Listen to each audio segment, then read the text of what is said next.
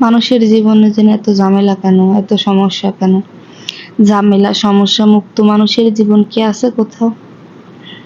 আমার মনে হয় না ঝামেলা কিংবা সমস্যা ছাড়া মানুষ আছে পৃথিবীতে অন্তত। যেইখানেই দেখি কারো না কারো সমস্যা আছেই, হয়তো এর এই সমস্যা, নাইলে ওই সমস্যা, কারোর ঘরে, কারোর বাইরে। মানুষ বলতেই সমস্যা, জীবনটা পেরায় পেরায় কাটে।